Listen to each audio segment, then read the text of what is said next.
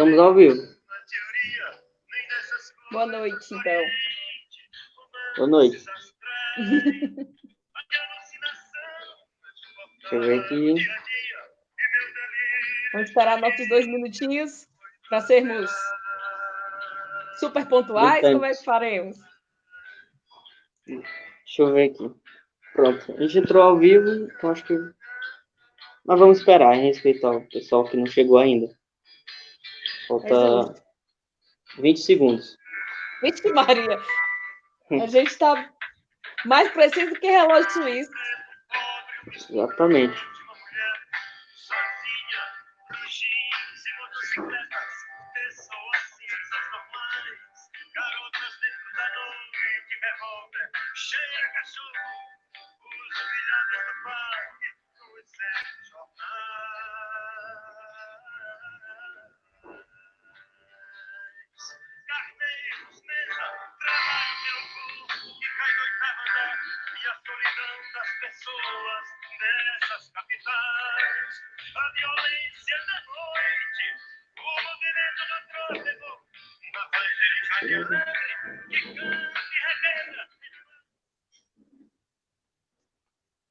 Então, prontos, vamos lá. Então, pessoal, boa noite a todos. Sou Gemelo Oliveira, do pessoal de Massapê, e estamos ao vivo pela página do pessoal, agora 7 horas, com a professora Rita Helena. A professora possui doutorado em filosofia pela UFMG, é professora da UFC de Sobral e faz parte do quadro docente do mestrado profissional em artes e do mestrado profissional em psicologia e políticas públicas, além de ministrar diversas disciplinas vinculadas à filosofia nos cursos de graduação em psicologia, música, engenharia elétrica, engenharia da computação, enfim, um currículo gabaritado. E gentilmente aceitou o nosso convite de participar aqui da página do PSOL de uma live para discutir o tema Entre a Civilização e a Barbárie, um olhar sobre os tempos atuais. Antes de tudo, uma ressalva, né? Eu irei mediar a fala, como aparece no cartaz, né? Como um dos protagonistas, mas eu, na verdade, vou só mediar a fala da professora, nossa convidada, que fará uma fala com esse tema, né? Entre a Civilização e a Barbárie, um olhar sobre o tema, sobre os tempos atuais. Professora, muito boa noite, obrigado pelo convite, por aceitar a nossa proposta. E,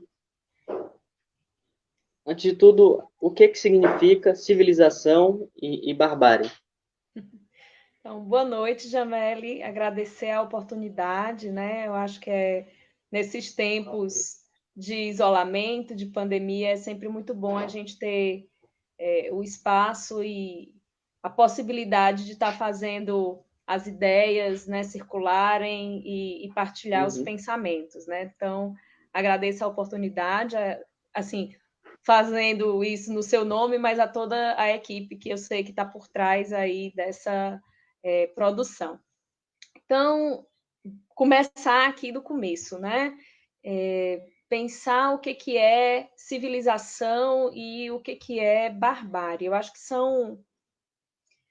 Eu gosto muito de fazer filosofia, né? De pensar essas questões a partir do que vem primeiro à nossa cabeça. Eu acho que a gente tem aí, né, que fazer esse momento como se a gente chegasse num terreno, reconhecesse e depois a gente vai se aprofundando e a partir disso vai encontrando mais pistas, né?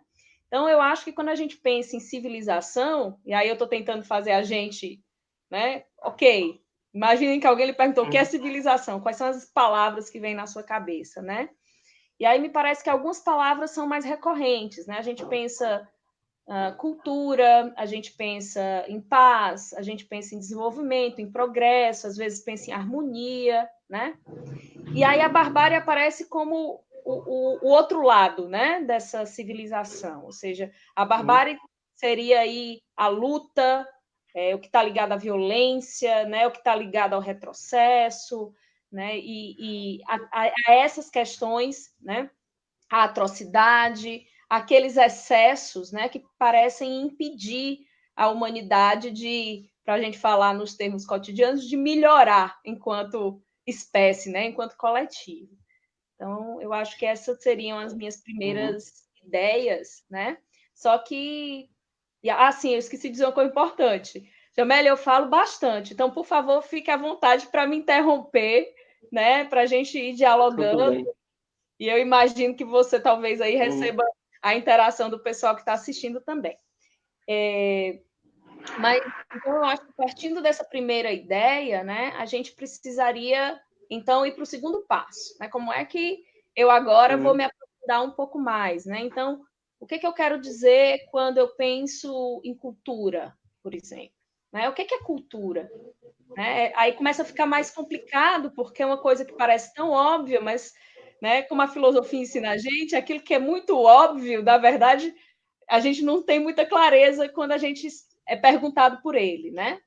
Mas se a gente for atrás do que a antropologia ensina para a gente, né, a antropologia vai dizer que muitas possibilidades aqui de dar esse conceito, mas a gente pode entender mais ou menos, né, que a cultura tem a ver com isso que é próprio da produção humana, né? Uma produção que não é só do campo material, mas também do campo imaterial, né? Então, quando a gente está falando de cultura, a gente está falando, né? Desde a casa que a gente mora, porque a gente mora em casas, diferente dos animais que moram, né, nos abrigos que a natureza fornece, né? Até a gente pensar nas músicas que a gente ouve, né? Nas artes que nós temos, ou pensar nos pensamentos que a gente constrói, né? E como é que isso tudo vai moldando a própria vida humana. Né? Então, quando eu penso em cultura, dentro agora dessa perspectiva, vem alguma coisa esquisita, né? Porque às vezes a gente pensa cultura no nosso senso comum e a gente diz assim: fulano é culto. O que é que eu estou querendo dizer? Fulano tem muita cultura, fulano tem cultura, né? Mas se eu entendo que cultura é algo humano, por excelência, é isso que nos faz, né, diferentes, talvez, de todos os outros animais, então todo mundo tem cultura. E aí a gente começa a pensar, então por que será, né, que só quando eu digo fulano é culto, o que eu estou dizendo? Né? Então, às vezes, aí eu já fico pensando que existe por algum motivo, né, que eu acho que é o que a gente tem que pensar, existe uma certa hierarquização das culturas, como se uma cultura fosse melhor do que outra.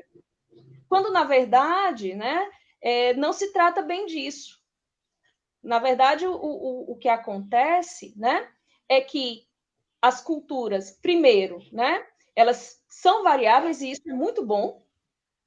É porque nós temos cultura e elas são variáveis, né, que nós conseguimos tantas conquistas quanto seres humanos, né? Mas mais do que isso, né? A cultura também é variável internamente. A gente pode pensar que, né, eu e você, Jamel, somos cearenses, né?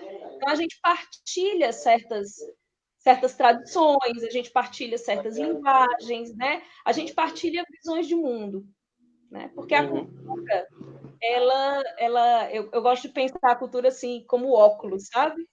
A gente nasce sem óculos, mas imediatamente a gente vai ganhando óculos, que é o óculos cultural. É o que permite que eu veja as coisas. E é por isso que, às vezes, a gente vai viajar para um outro lugar, né? Mesmo que seja passeio, e às vezes as coisas parecem tão estranhas, né? Porque as pessoas usam outros óculos lá. Às vezes elas usam... Esses outros óculos fazem com que elas comam coisas diferentes, que elas digam coisas diferentes, né?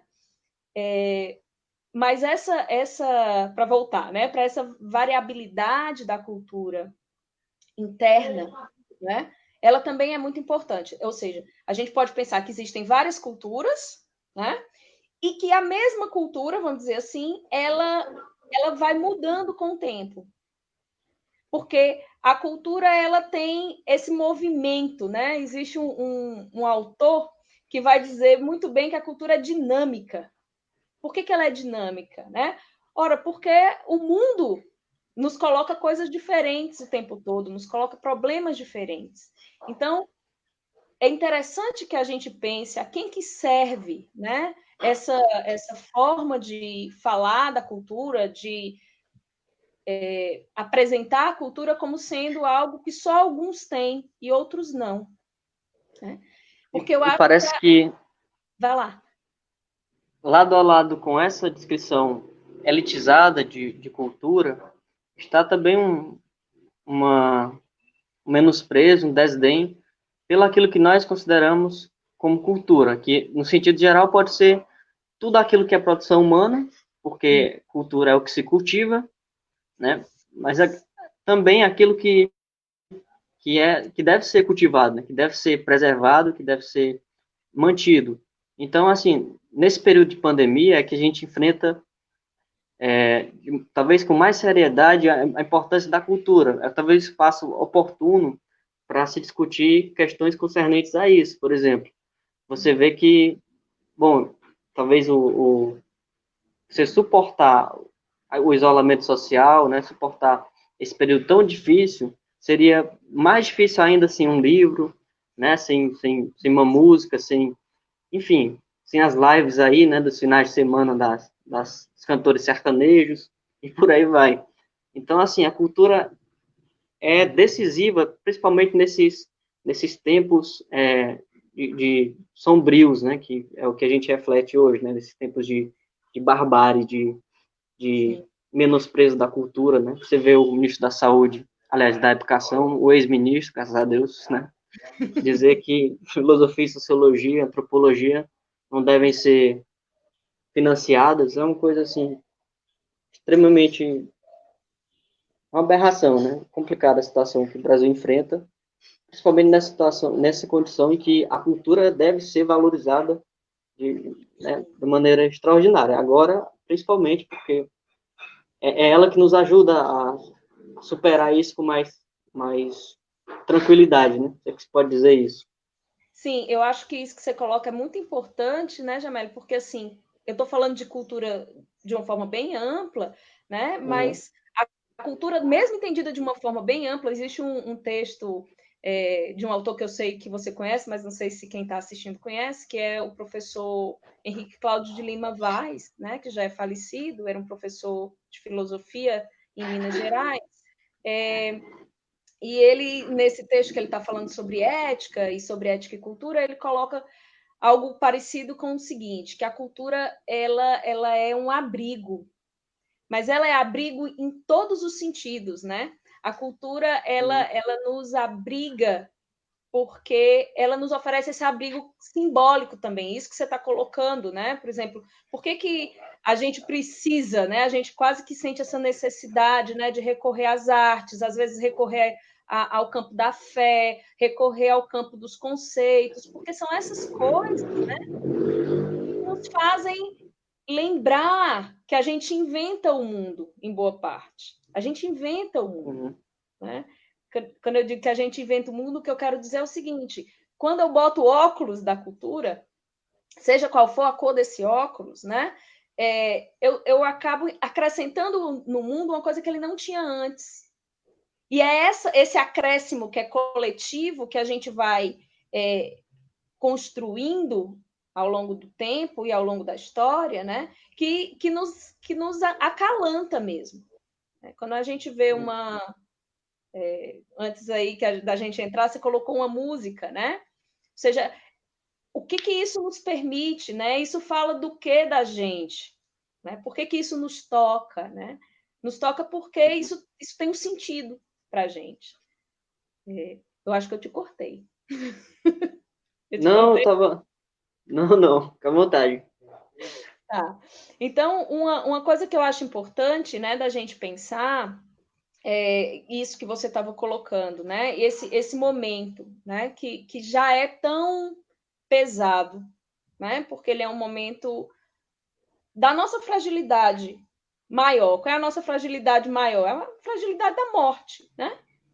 De uma morte que a gente não tem muita explicação que consiga resolver de uma vez por todas. E aí, quando essa morte aparece, né, de uma forma tão avassaladora para nós, né, porque ela não só leva as pessoas, mas ela leva as pessoas, né, às vezes sem a possibilidade da gente se despedir dessas pessoas, como a nossa cultura ensinou, né? Uhum. Então é muito problemático que a gente viva essa crise sanitária no país, né, ao mesmo tempo em que a gente tem uma condução política, né, vamos dizer assim, é uma condução política que vem minando a cultura no sentido que você estava colocando desde o começo e que não parou de minar, ou seja, isso que você fala, né? Essa menção que você faz ao que o Weintraub colocou, né? Se eu não me engano, no domingo, né? Ou seja, a gente está vivendo no meio dessa crise, onde a gente já tem muito pouco no que se agarrar, né? E ainda assim, essas instâncias que servem para nos amparar, elas estão sendo o tempo todo bombardeadas, né? E eu acho que isso tem muito a ver, né, com uma série de outras coisas, né, para a gente pensar sobre civilização e barbárie. Porque me parece que quando a gente pensa, né, em civilização e barbárie nesse contexto, né, que a gente deu antes, assim, se civilização, né, remete a gente à cultura, a progresso, a desenvolvimento, né, e a barbárie remete à violência, a retrocesso, então, uma coisa que a gente precisa se dar conta é que não existe um momento da história humana de plena civilização, né? Ou seja, civilização é o tempo inteiro, né, colocada no embate com aparecimentos disso que a gente chama de barbárie. O problema, Uhum. né, é como é que a gente lida com isso, né, de uma forma mais ou menos, vou chamar eficaz, embora eu não acho que essa seja a melhor palavra, né? Mas como de que lado, não é? Como sociedade, a gente está apoiando. E aí é muito problemático quando a gente tem, né, um governo colocado, né, que parece muito mais inclinado, né, para o campo da barbárie do que para o campo civilizacional. E aí a gente tem uma série de agravamentos, né? Porque eu acho que tem o seguinte, né? Que é uma coisa que eu acho que é importante da gente colocar. Existe um livro famoso do Freud que se chama Mal-Estar e Civilização, né? Eu não vou falar aqui do livro em si, mas eu acho que o Freud coloca duas coisas muito importantes no nome desse livro, né? A civilização ela tem um preço que nós todos precisamos pagar, né? O que é esse preço? Para ser civilizada, eu preciso me conter em alguns momentos, né? Por quê? Porque para ser civilizada, né, eu preciso aprender a conviver, inclusive com aquilo que eu posso achar não tão legal, né?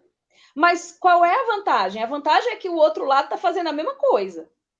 Então a gente consegue na civilização, né, ir fazendo esses ajustes que nunca são definitivos, e é por isso, né, que a gente vê os atravessamentos da barbárie, né, mas a gente precisa pensar, não é?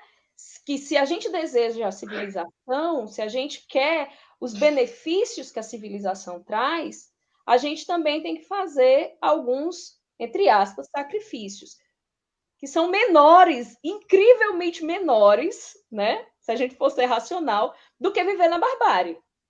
Porque na barbárie é o caos total, né? Na barbárie eu estou sujeita ao que dá na cabeça do outro. Porque a barbárie, né? E aí talvez aqui seja o momento da gente fazer essa pontuação, né? Se quando eu penso na barbárie, eu penso em violência, eu acho que é importante a gente pensar, então, o que é violência? Né? E eu tendo a imaginar, né? Eu acho que é um conceito difícil, como quase todos os conceitos são, mas assim, eu tendo a imaginar que a violência ela tem a ver com essa forma, não é, de impor algo inescapavelmente para o outro. Às vezes a gente pensa que que a violência tem a ver com o conflito, mas a minha ideia é que não, né? A paz comporta o conflito, mas qual conflito, né? A paz é justamente essa possibilidade. Às vezes a gente acha que não, paz é quando ninguém discorda de ninguém, né? Mas ninguém discordar de ninguém não existe. Não existe. A gente discorda da gente mesmo, né? A gente consegue essas proezas, né? Imagina uma civilização com tantos bilhões de pessoas, né? Mas então, quando a gente pensa na violência, eu acho que a gente precisa pensar que a violência tem a ver com uma forma, não é? De se colocar para o outro que é dura, né? Que é inflexível. E aí, por isso, ela pode se apresentar de vários modos, né? Eu posso fazer isso fisicamente, né? A violência que normalmente a gente pensa, a violência física, né? Mas eu posso fazer isso de forma psicológica, né? Eu posso fazer isso institucionalmente e de tantas outras formas, né? Então, essa... Oi. Eu interrompi, mas para pegar o gancho de uma pergunta que eu pensei formular quando eu li um texto seu de 2011, que aí você fala que o autor que você trabalha, o Hobbes, no caso, ele não autoriza, né, explicitamente só a obediência cega, né? Ou seja, não é só a ideia de que, bom, todo mundo tem que concordar comigo porque para ter paz, né? Não é essa compreensão que se tem. Pelo contrário, o contraditório é que fortalece a pluralidade de vozes, né? Quanto mais opiniões você tiver sobre o fato, mais você enriquece a discussão e a ideia do dissenso, não do consenso, é decisivo para a democracia. Só regimes autoritários é que tem consenso. O dissenso, não. A contradição ela nasce sempre na liberdade pública, nas democracias. E a pergunta que eu queria formular é o seguinte: você escreveu um texto com o título Manda quem pode, obedece quem tem juízo, né? Que é o título que todo mundo aqui que tem uma tradição autoritária acredita, né? Você pergunta, né, o camponês, lá, o agricultor, ele, é isso mesmo, manda quem pode, eu não vou contrariar o meu chefe porque ele tem mais dinheiro, ele é melhor, não sei o quê. E não é dessa forma. Você supõe, né, à luz de Hobbes, que é preciso refazer essa frase da seguinte forma, né? Também quem manda e logo pode, deve ter juízo. Não é só obedecer gratuitamente, você deve... Será que esse líder tem juízo, né? Basicamente isso, né? Grosseiramente falando. Em uma live anterior, o companheiro do pessoal colocou o seguinte: nós temos que parabenizar o Bolsonaro. Aqui não tem sinal de ironia na minha fala. Infelizmente, aliás, o português não tem sinal de ironia, mas ele diz: vou parabenizar o Bolsonaro. O Bolsonaro conseguiu um projeto de campanha, ele matou mais de 30 mil já. Nós estamos a 45 mil assassinatos por negligência, no caso do tratamento da pandemia, né? E quando nós falamos em barbárie, nós remetemos diretamente a esse cenário em que, bom, o que fazer, né? Como é que lida com essa situação? E aí se supõe várias questões, né? A gente já discute, inclusive, o processo de impeachment e outras coisas mais, né? Como é que para esse sujeito que não tem juízo, né? Assim, em resumo, como é que a gente lida com essa situação e como é que nós vamos superar isso com lucidez? É um grande desafio. O Nonato Fernandes está aqui no chat fazendo uma consideração que gostaria de ler. Ele diz assim: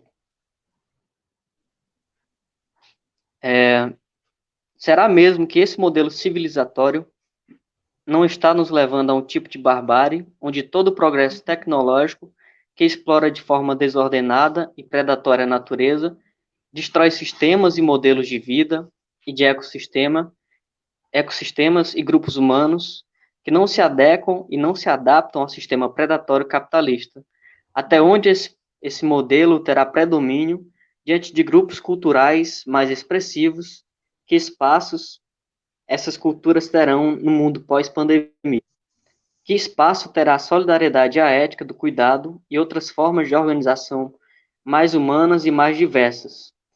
Aí ele pergunta: todo esse sistema predatório, perdão, em razão do progresso, não seria um tipo de violência? Tá. Assim, eu vou comentar primeiro a tua fala e depois eu passo para a fala. Raimundo, foi isso que você falou? É Nonato Fernandes, Nonato. historiador Desculpa, aqui do Nonato. município. Desculpa, Nonato. Então, vou começar comentando o que você falou, né? Eu acho que a coisa do título até, né? É um título, eu gosto de tentar fazer títulos provocativos sempre que eu posso, né? Para Eu li por despertar esse a motivo, inclusive. curiosidade. Hã? Eu li por esse motivo, inclusive. Achei. Então funcionou, Funcionou. ótimo. Ótimo, maravilhoso.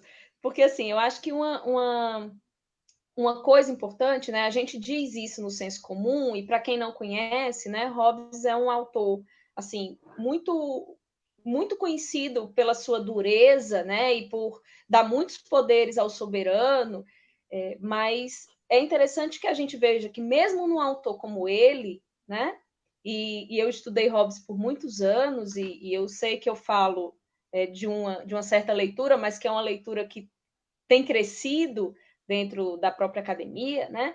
Mesmo num autor como ele, né? A gente não está falando de uma autorização para um governo irracional, né? O que acontece, né? E para mim isso é muito claro. Quando você lê, mesmo um autor como Hobbes, e ele dá todos os poderes para o soberano, né? Para o Estado, ele dá porque ele acha que essa é a melhor solução, né? Mas ao mesmo tempo tá colocado o tempo inteiro, né? Espaçadamente nos textos dele, que assim, olha, mas você tem que cuidar do povo, porque o povo é quem efetivamente sustenta o Estado. Ninguém sustenta um Estado, né? Solitariamente.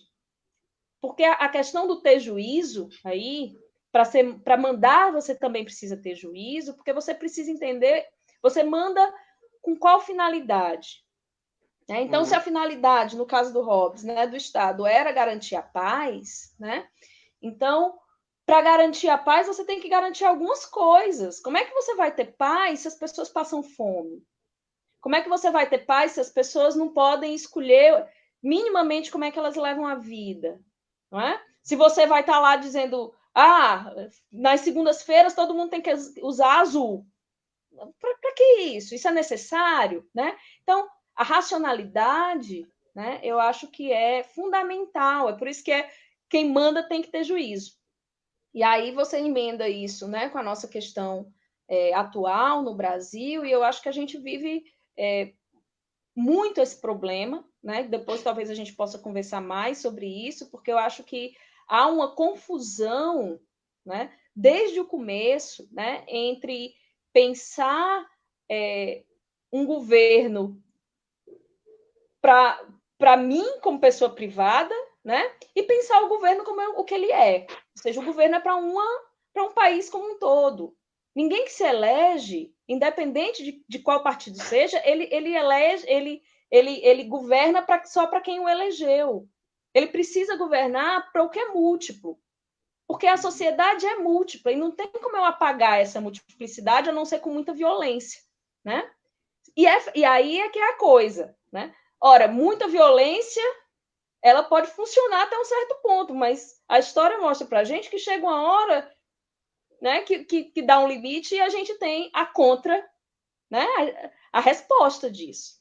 E essa resposta não interessa a ninguém, né, porque no final das contas todo mundo está perdendo. Então a gente precisa pensar, né, justamente nisso que você colocou antes, né, como é que a gente lida, né, a gente cria condições, vamos dizer assim, para que o dissenso possa existir de uma forma não violenta. Essa é a função da política. Né? A democracia é justamente a possibilidade de ter um monte de gente que pensa coisas diferentíssimas, que possam conviver e resolver isso numa boa, né? Exatamente. Resolver isso dentro de determinados padrões. E aí, passando para a questão do nonato, né? Que eu acho que é uma questão muito interessante, porque quando a gente pensa em civilização, e é por isso que eu quis começar pensando em cultura, né? A gente às vezes pensa que só existe um modelo civilizatório. É claro que existe um modelo civilizatório que nós partilhamos, né? Porque nós temos uma história para trás da gente que vai falar, né? Que quem botou, vamos dizer assim, os parâmetros, né, do que a gente vive foi a Europa, né? Foram os países. Eu e o Jameli somos formados em filosofia, mas eu não sei o Jameli, mas eu nunca tive aula de filosofia indiana. Eu nem brasileira. Nem brasileira, veja só, nem brasileira. Eu tive uma disciplina, hein? Tinha lá uma disciplina, mas era uma coisa, né, assim. Então a gente fala de uma civilização, mas eu acho que o que é interessante, e é isso que é legal, né? É que a gente pode pensar que a civilização ela pode se apresentar de várias formas. A própria noção de progresso que eu usei, né? Ela supõe uma certa hierarquia, né? E eu acho que nesse sentido o Nonato coloca muito bem essa questão. Nossa, mas que progresso é esse? Né? É progresso para quem? Né? Será que quando os portugueses chegaram aqui no Brasil, eles eram, né, melhores, eles eram mais evoluídos do que os nossos indígenas? Tenho minhas dúvidas, né? Tenho minhas dúvidas. Mas o padrão, né? E aí é interessante a gente pensar nisso também. Como a nossa civilização, né? Ela foi construída a muita paulada. E a gente é herdeiro disso, a gente é herdeiro e por isso a gente continua aplicando. Mas tentando dar outro contorno, né, aqui para o que o Nonato colocou. Me parece, né, que a civilização, né, ela vai também, nós vamos tendo a possibilidade de aprender coletivamente, né?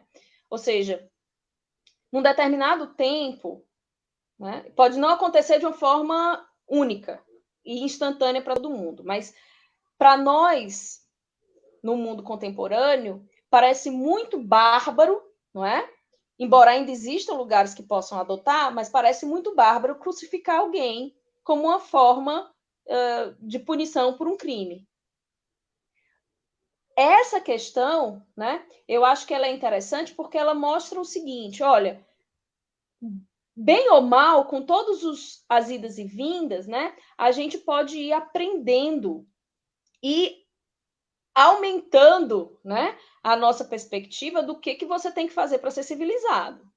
Não dá para ser civilizado, né, e pedir para matar as pessoas, né, como uma forma de ressarcimento porque você foi roubado. Por mais chato que possa ser roubado, isso não justifica que a pessoa que me roubou, eu vá lá, né, arrancar a cabeça dela.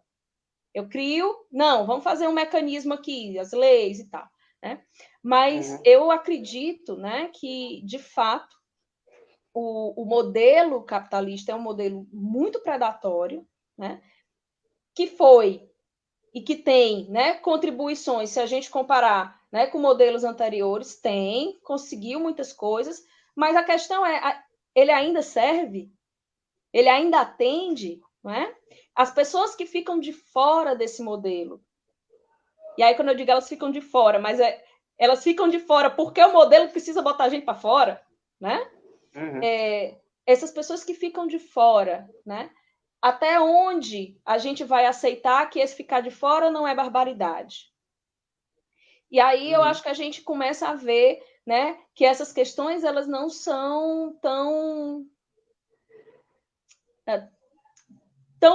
esparsas, né? Muitas pessoas começam a se perguntar sobre isso, né? E o capitalismo ele vai tentando responder male essas questões, né? Então, assim, estou preocupado com o meio ambiente, então vamos criar aqui as empresas e botar um selinho para a empresa que replanta as coisas, né? Tudo bem se ela está acabando com o mundo, mas pelo menos ela está plantando aqui algumas coisas. Então, Mas vejam que as demandas elas vão mudando, porque nós vamos, com todos os problemas, nós vamos nos percebendo de algumas coisas coletivamente, né? E aí, eu não sei, eu confesso assim que eu queria dar uma resposta bem esperançosa para o Nonato e dizer, olha, quando acabar a pandemia, a gente vai viver num mundo de solidariedade, a gente vai viver num mundo, né, onde as pessoas vão estar mais preocupadas umas com as outras. Mas eu confesso que eu não sei, né? Eu acho que nós temos aqui, né, um ponto muito importante, que é justamente da gente entender, né, ou se dar conta de algumas coisas, né? A gente perceber, por exemplo, que essa crise sanitária, ela é uma crise sanitária que mata, né? Você falou aí de 45, eu acho que já é mais do que isso, né? Eu acho que já temos 47 mil, né? Eu citei 45 porque não tenho exatamente segurança do número, Mas eu mas acho que a gente já é bem passou. mais que isso. Bem Então, assim, mais. essa coisa das mortes, né? Mas se a gente for olhar 47 mil, né? Quem são esses 47 mil? Quantos são Atualizou aqui, são 48.954 mortes no país. É das uma situação muito contabilizadas, né? complicada. Exatamente. Das contabilizadas, né? Então, vamos imaginar aí, a gente já está numa marca de quase 50 mil pessoas, né? E se a gente for, eu não tenho esse dado, né? Mas a gente tem outros dados que os cientistas têm nos dado, que assim, a pandemia ela é muito mais mortal para quem vive em situações sociais mais vulneráveis. Então, até que ponto, né? Essa pandemia ela não está escancarando ainda e de novo, né? Essas desigualdades, né? Até que ponto a gente pode aproveitar, poderia, não é? Se quisesse aproveitar essa pandemia para notar como que se mexem alguns mecanismos dentro da sociedade que a gente vive. Por exemplo, por que é tão desesperador que as pessoas passem 2 semanas sem trabalhar? Interessante a gente pensar isso, né? Por que os empresários estão tão desesperados ou ficaram num determinado momento tão desesperados no Brasil? Né? Por que a gente não pode pegar o dinheiro que a gente deu e tem que dar para o Estado, que são os nossos impostos, e num momento como esse dizer, não, vamos fazer o seguinte, ó, essas pessoas aqui que não têm o mínimo de cobertura, não é? Elas vão receber por 1, 2, 3 meses e vai ficar em casa. Por que a gente não conseguiu fazer isso? Porque essa é uma decisão política. Se você disser para mim que isso é falta de dinheiro, eu vou perguntar, e por que tem dinheiro para banco? Né? Então, eu acho que esse mundo pós-pandemia, ele não está dado. Ele precisa ser construído pela gente, né? Mas essa construção, né? Ela exige, me parece, ela exige que a gente se choque com essa barbárie que está naturalizada. Né? A exploração é uma barbárie naturalizada, coberta, né, pelo tipo de civilização que a gente construiu até agora. Exatamente. A gente refletiu já em algumas lives sobre a pandemia, né? Eu fiz uma live, inclusive, sobre isso. E, assim, o próprio fique em casa, né, que é proverbial, né, agora todo mundo sabe a necessidade e tudo mais, ele supõe umas condições, assim, são simples, mas para muita gente é impossível. Por Sim. exemplo, fique em casa para uma casa com um cômodo para 7 pessoas, enfim, é uma zona de risco.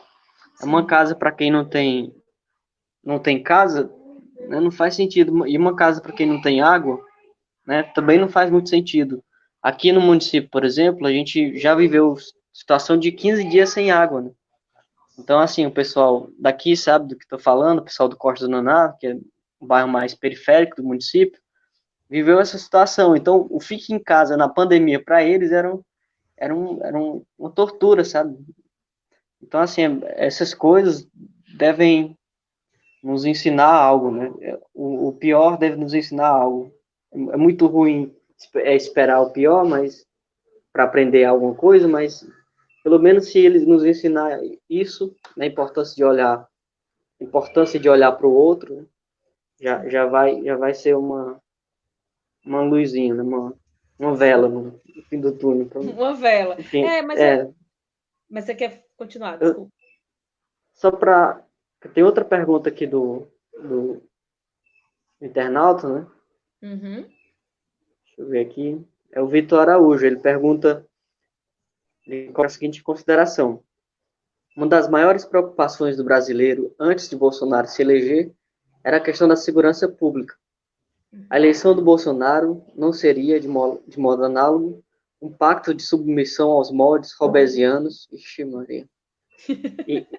E, no entanto, resultou-se em outras formas de violência e opressão, ou seja, na própria barbárie. Quer dizer, eu vou polemizar mais ainda, já que ele entrou no Hobbes. O Hobbes teria, uma vez que defende a ideia de segurança, eu sei que não, mas é importante responder para ele, inclusive. Ele teria votado no Bolsonaro? Tá. Gente, eu diria que eu ia chamar o espírito robesiano, mas ele não acreditava muito nessas coisas, então nem chamar o espírito dele para saber em quem ele votar, eu não vou conseguir. Né? Mas, assim, obrigada, Vitor, pela questão. Eu acho que definitivamente você tem razão quando você coloca que o problema robesiano passa pela questão da segurança. Né? Só que aí, quando a gente fala da segurança em Hobbes, eu não estou nem falando da segurança pública ainda, estou falando da segurança individual, né? Dessa mais básica. E aí o Hobbes nem era muito fã de democracia, não. Né? Ele dizia que eu acho que melhor seria uma monarquia. Então a gente tem um bocado de problema de tentar transplantar, né? Essas coisas para o mundo como ele se colocou, para o Estado como ele efetivamente foi modelado depois desse autor. Né? Mas eu acho o seguinte, que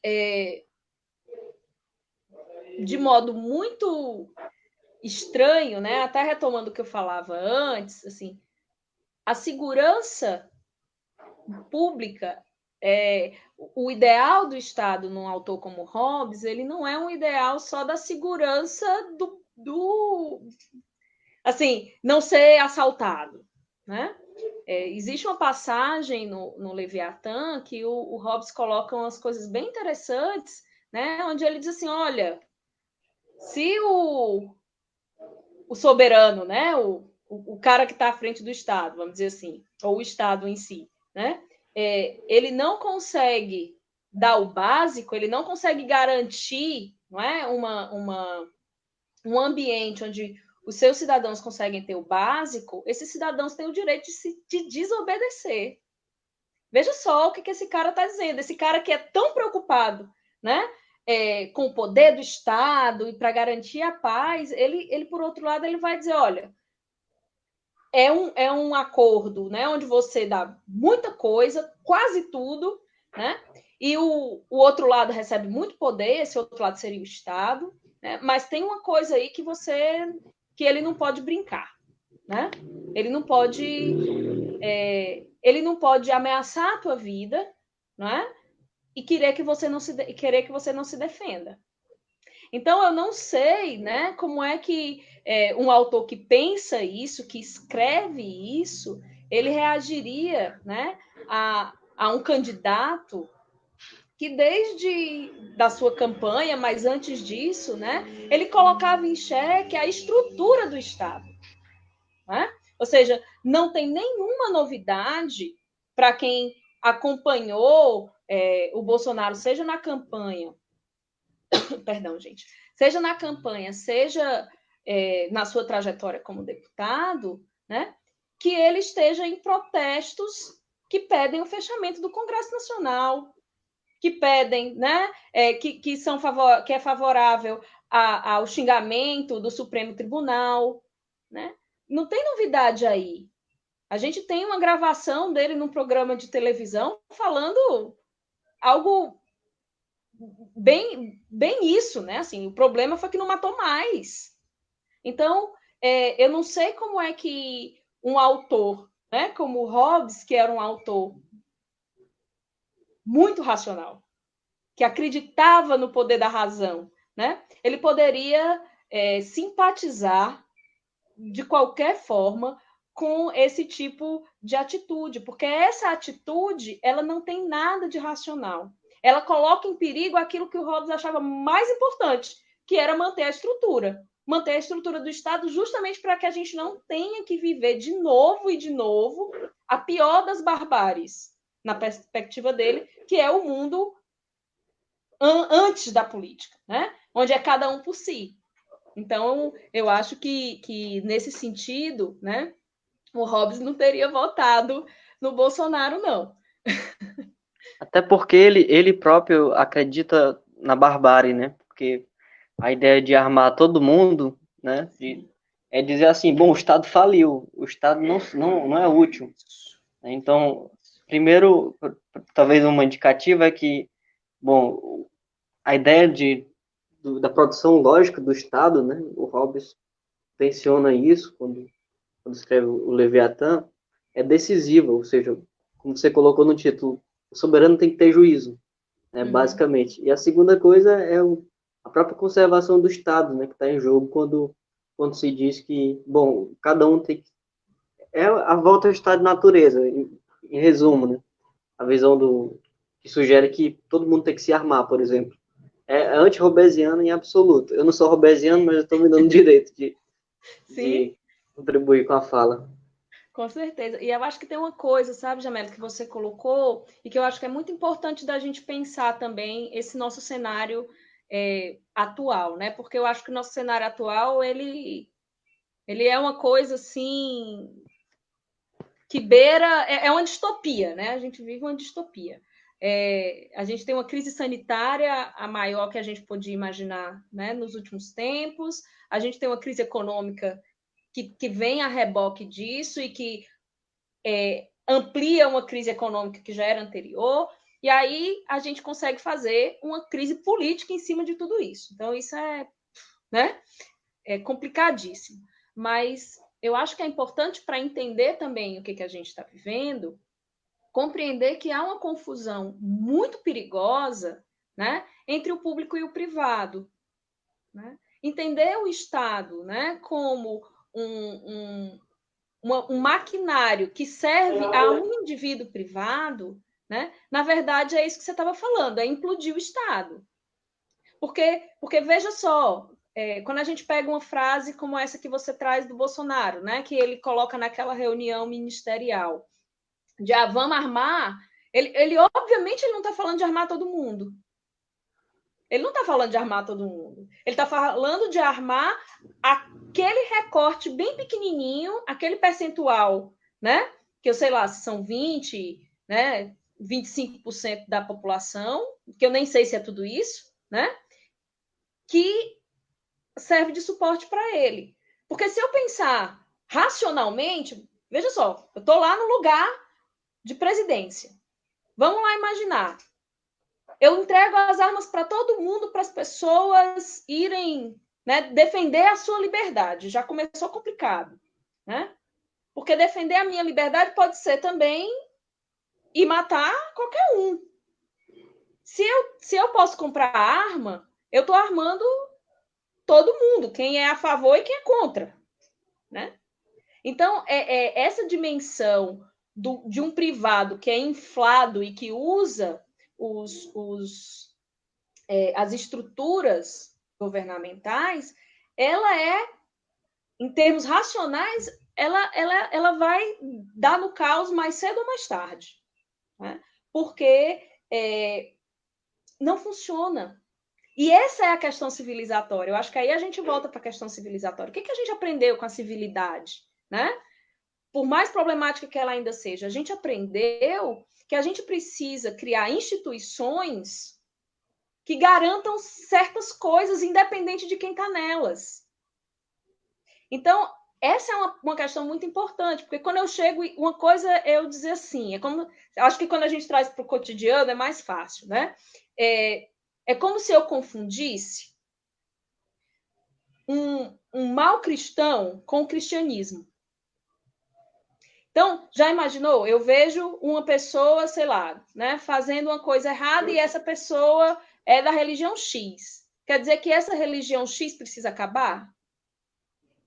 Porque quando eu estou pedindo o fim do Congresso, eu não estou querendo consertar o Congresso. Eu não estou querendo, né, melhorar essa estrutura. Eu estou querendo que ela acabe. Quando eu peço, né, o fim do STF, eu não estou pedindo para melhorar como é que a gente escolhe, né, os ministros do Supremo Tribunal. Eu não estou pedindo nada disso. Eu estou pedindo para acabar com a estrutura, que é justamente a grande produção civilizatória que a gente tem na democracia. Né? Se ela não funciona bem, então calma. Né? Então vamos lá, então vamos ver como é que a gente faz para funcionar melhor. E quais são as regras que a gente faz para isso acontecer. Né? Então, eu acho que essa questão ela é muito relevante, porque é muito fácil, sabe? Eu acho que tem uma coisa na barbárie que é muito sedutora, porque é muito fácil. Porque, como eu disse, né, a civilização ela causa um certo mal-estar porque ela tem uma demanda. Então, assim, me controlar seria melhor se eu não precisasse. Né? Se você disser assim, Rita, você passou por um assalto. Já passei, né? Já passei. Acho que, infelizmente, muitos de nós já passaram por isso, né? O fato de você ter passado por um assalto não deixou você revoltada? Não quer que mate lá o ladrão, porque bandido bom é bandido morto e tal? Olha, pessoalmente, não. Mas vamos imaginar, não é? Que eventualmente alguém perdeu uma coisa tão importante, tão suada, né? Assim, se sentiu tão violentado que tenha isso, né? Mas isso perde, faz com que a gente perca a sociedade. Por quê? Porque o pacto social ele tem a ver com a gente pensar em termos de futuro. E para pensar em termos de futuro, eu preciso pensar coletivamente. Então, adianta eu matar, né, a pessoa que roubou? Não. Talvez adiante no sentido de vingança. E eu acho que nem assim, mas vamos lá. Acabou com a vingança. Mas eu preciso que isso vire outra coisa socialmente. Eu preciso pensar, o que aconteceu aqui? Por que esse cara ou essa mulher me roubou? Onde é que isso está gerado? Porque socialmente isso é um problema. Então, como é que eu resolvo isso? Né? Como é que eu consigo reabilitar essa pessoa? Então, aqui, né, é que se abre, quando a gente olha um pouquinho mais fundo, e é isso que eu acho que falta muito a gente fazer, sabe? É olhar mais fundo. A gente entende, né, que embora seja muito fácil a gente adotar respostas reducionistas, né, essas respostas, elas tendem a ser piores para nós mesmos num determinado espaço de tempo. Porque se bandido bom é bandido morto, por exemplo, para usar uma frase que, né, ecoa muito por aí, né? E se amanhã eu for a bandida? Eu não quero que use lei, é isso que eu estou dizendo? Porque é isso que eu estou dizendo. Né? Quer dizer que se a gente matar hoje todos os bandidos, a gente vai resolver o problema da segurança pública? Não, porque as pessoas continuam nascendo. E se elas estão nascendo em condições, não é? Que são, muitas vezes, subhumanas. A gente está dando, como você colocou, né? A gente está violentando essas pessoas das mais diferentes formas. Será que, eventualmente, não vai continuar aparecendo gente que vai responder violentamente à violência? Então, eu acho que esse é o problema, sabe? Da sedução do que é fácil. Né? A sedução da barbárie. Ela é enganadora. Né? E ela gosta muito dessas frases assim de efeito que pegam na gente porque tem uma coisa ali que a gente diz, é lógico isso aí, né? Mas quando a gente olha um pouquinho mais fundo, a gente vê que é uma furada, né? Uma grande furada. Tudo bem, estamos já no finalzinho da nossa live, 55 minutos. Eu não sei se vai dar tempo fazer a pergunta do Nonato Fernandes, companheiro Nonato Fernandes. Eu vou, de qualquer forma, enunciá-la. O totalitarismo e o discurso... Ele pergunta, o totalitarismo, o discurso hegemônico, não seria um tipo de barbárie? Aí, antes de você responder, se você puder, eu gostaria que você fizesse isso nas considerações finais. Eu já Tá, encaminhando para isso. tá, joia. Então, obrigada, né, Nonato, pela questão. Eu acho que sim, né? Eu acho que o totalitarismo é, sim, uma expressão muito clara da barbárie, porque o totalitarismo é a morte da política, né? E a política, eu entendo, né? A gente tem uma visão cotidiana muito ruim, né? A gente diz, fulano é político, a política e tal, mas eu penso política aqui como esse espaço, né, que é construído para a coletividade conviver, né? Então, o totalitarismo, como ele é uma forma de tentar aniquilar tudo que é diferente, né? Ele é extremamente bárbaro e ele abre as portas para as piores barbáries, porque em nome, né, dessa uniformidade que ele quer, ele faz tudo. Né? Então, eu posso torturar, eu posso. Enfim, não existe lei aí, a não ser a lei, né, da aniquilação. É a própria lei da aniquilação. Porque, no fundo, e aí talvez seja uma forma da gente. Acho que a gente não dá fechamento nunca a essas questões, né? Mas talvez uma forma da gente ir arrematando a nossa conversa hoje seja justamente pensar, né, como civilização, e aí tentando fazer um gancho com a pergunta, né, que o Nonato colocou antes, né, como civilização, eu acho que a gente precisa aprender, né, que diferença é riqueza, multiplicidade é riqueza, né? O fato da gente ser diferente, da gente pensar diferente, da gente ter outros ideais, da gente ter formas diferentes de expressar amor, formas diferentes de, né? Isso é rico, isso não é ruim, né? E toda vez que a gente preza pela riqueza da diferença, né? A gente tende a viver num mundo mais pacífico, né? A gente tende a desejar, né, e a criar espaços de mais equidade. Não de todo mundo igual, mas que todo mundo possa ter o seu espaço. Né?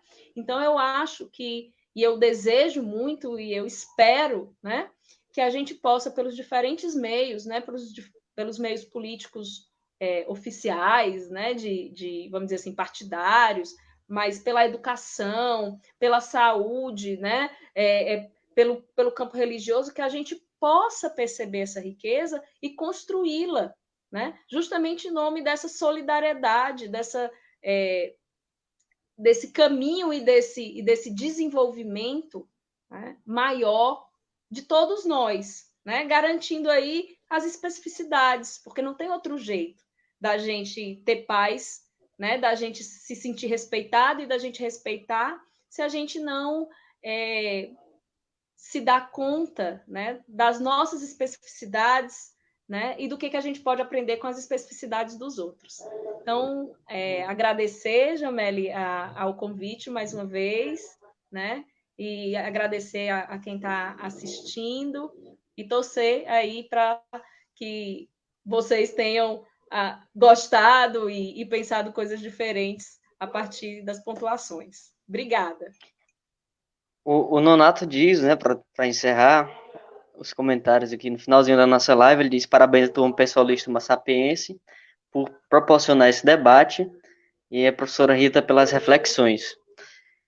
Mas antes de terminar, eu achei muito interessante a sua fala de que a barbárie seduz, né? A sedução da barbárie. É muito fácil as respostas prontas. E aí, eu não vou encerrar sem falar essa história, né? Uma vez você... acho que você era minha professora nessa época. Sim, eu estava assistindo a aula, mas acho que não, acho que era a professora mesmo. Que, inclusive, quando você foi assaltada, levaram suas provas, né? As provas dos alunos. E Sim. foi a solução mais antibárbara e mais elegante que eu vi. Assim, achei fantástico. Você disse que, assim, eu espero que pelo menos ele leia as provas. Achei extraordinário, viu? É isso, a gente precisa Eram provas de não entrar na ética, gente. Pois é. Pode ser que ele tenha se convertido e se tornado um filósofo. Enfim, Espero. mas em todo caso, se não tiver acontecido, pelo menos é essa a visão que nós devemos ter Sim. diante do óbvio, diante das soluções prontas, enfrentar a barbárie com lucidez, né? Com juízo, como o Hobbes sugere, como tantos outros autores sugerem, tolerância e, enfim, acho que entre a civilização e a barbárie nós devemos escolher a civilização. Então, agradeço profundamente a professora, muito obrigado pela gentileza, Eu que muito agradeço. boa a reflexão que você trouxe para nós, o pessoal aqui de Massapé agradece profundamente, e é isso, agradeço ao pessoal que esteve conosco aqui na live até agora, e vamos em frente, teremos outras lives e esperamos vocês também por aqui. Muito obrigado, professora. Obrigada, gente. Boa noite para todos. Um ótimo fim de semana. Até mais. Tchau.